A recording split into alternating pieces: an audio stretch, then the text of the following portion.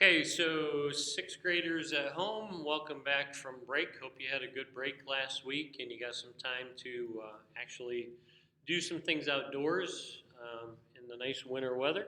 So we're done with keyboards, we're done with rhythms for a while. The next thing we're going to be looking at is the American musical.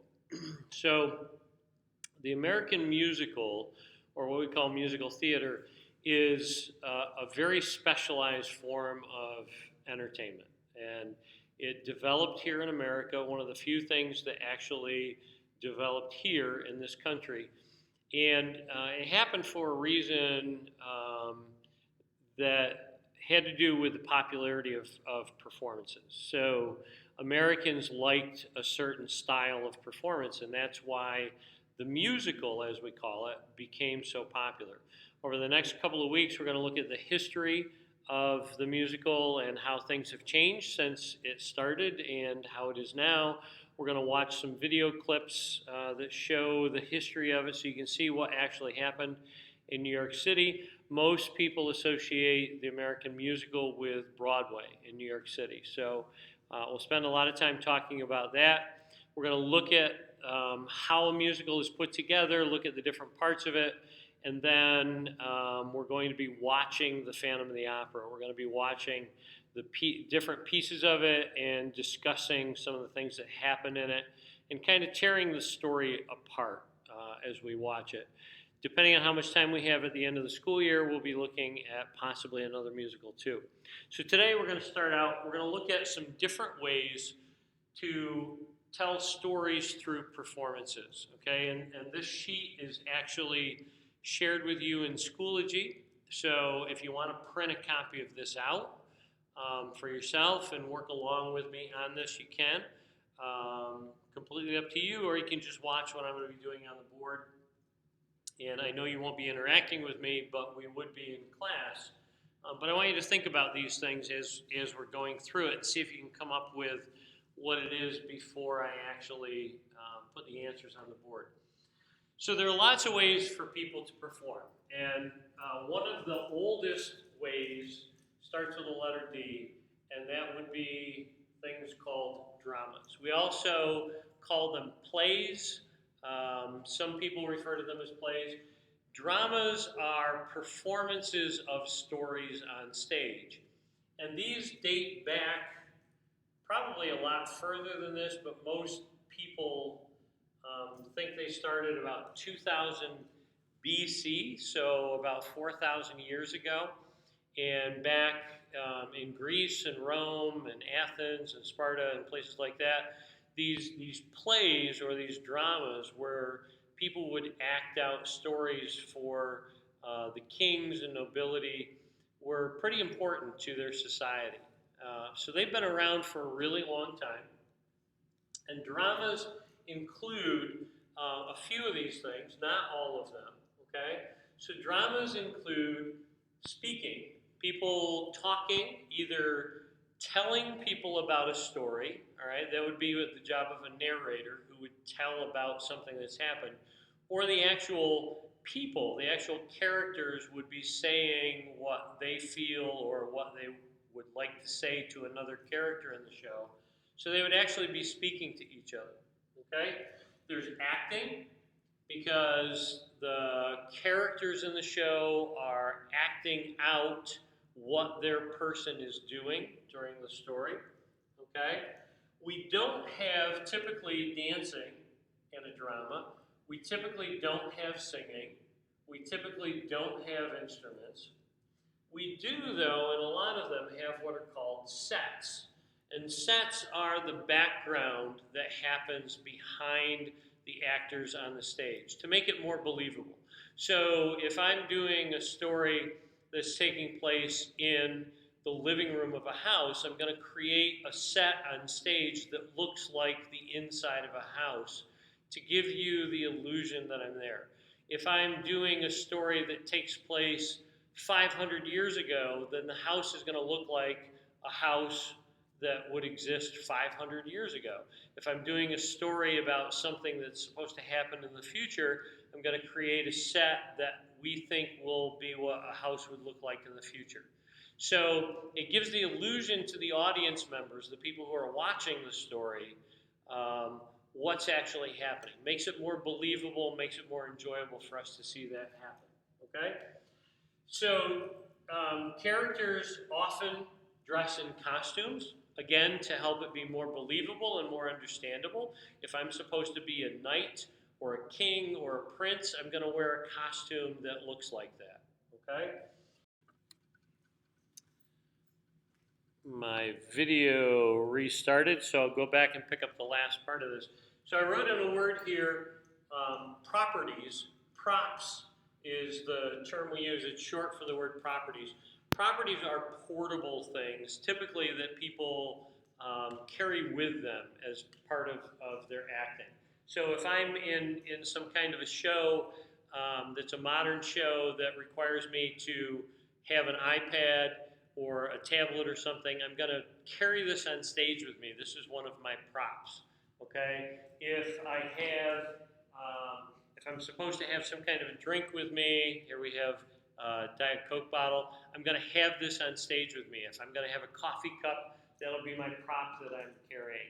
If I bring flowers on the stage, I'll have a bunch of flowers in my hand. Those are properties. Those are portable things that people carry with them to, again, make their character more believable.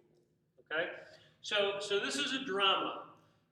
A story told through speaking and acting, and then these three things that help make it a little more.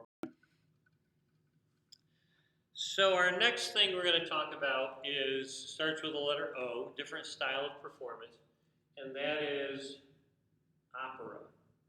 So opera has been around for a long time, but as a formal form of entertainment, it's really only been around for about 400 years, so about 1600 AD. Now, people sang like operas for many hundreds of years, but again, as a formal type of performance, it's really only been around for about 400 years. So the thing that's different about opera, if we look at a drama versus opera, operas have people acting, they have characters on stage, they have sets, they have costumes, they have props, just like a drama does, okay? The one big difference is that there is none, or at the very least, a tiny little bit of speaking. But usually in most operas, there is no talking at all. Everything is sung.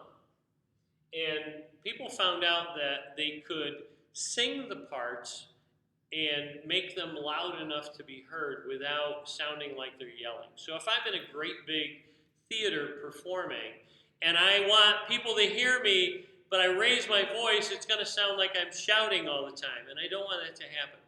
So what people found was that if you sang the parts, it was easier to be heard, and it didn't sound like you were shouting.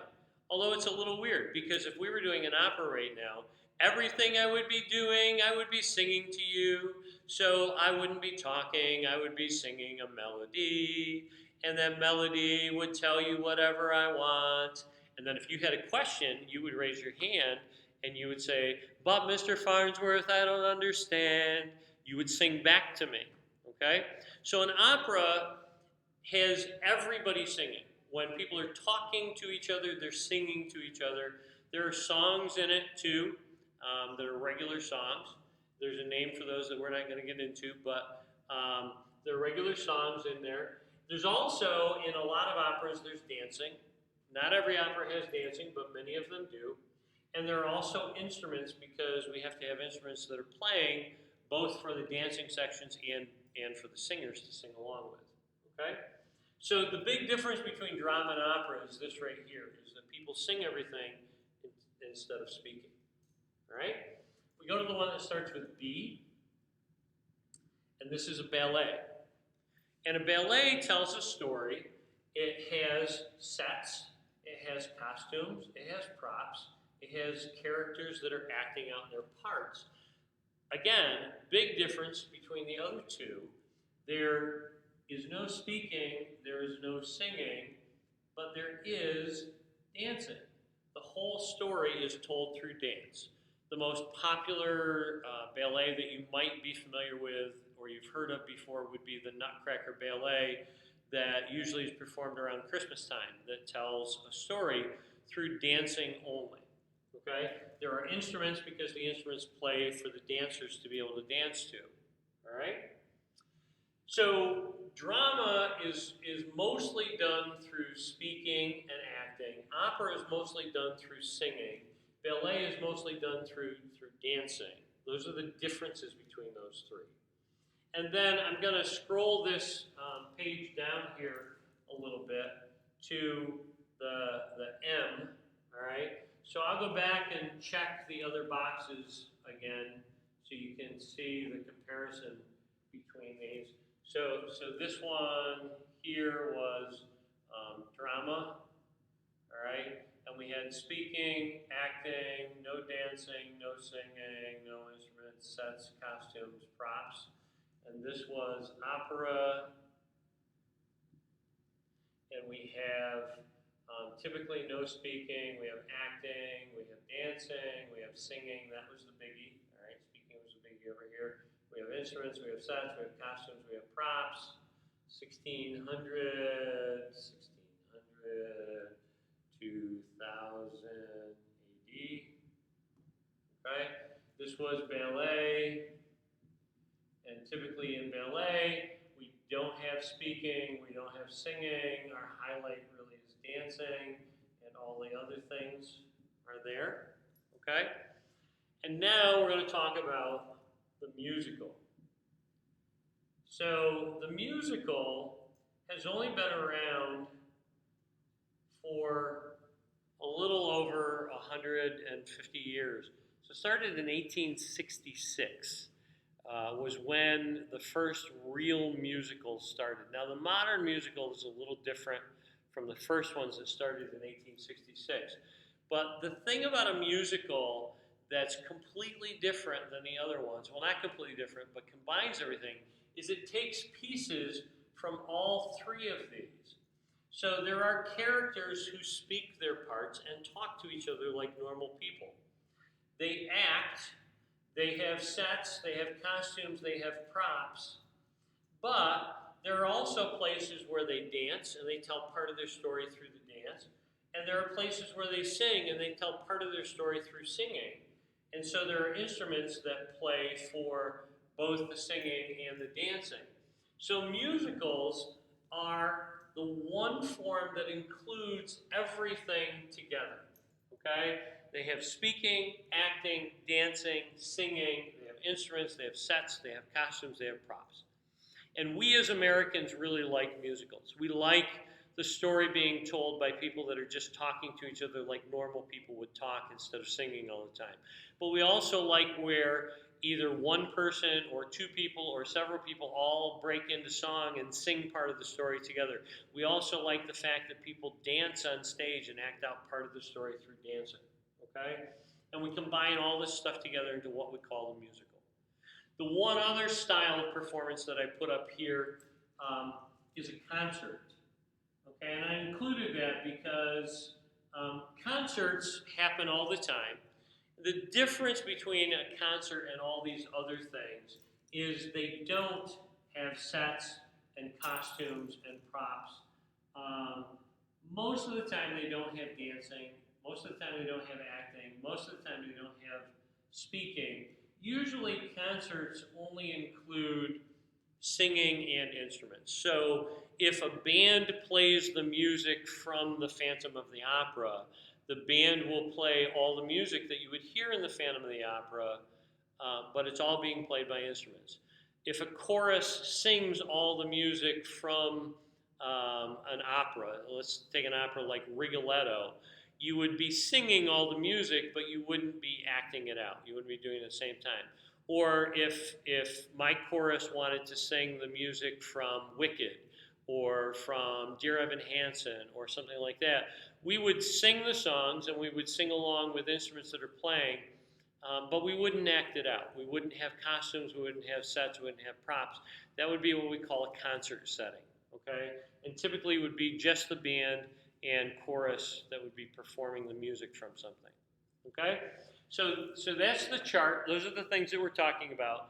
And our focus is going to be on this, on the American musical theater that combines everything. It puts everything together. Now, most people like this. You may not like it at all. Some people really like dramas. Some people really like operas. Some people really hate operas. Some people really like ballet. Some people really hate ballets.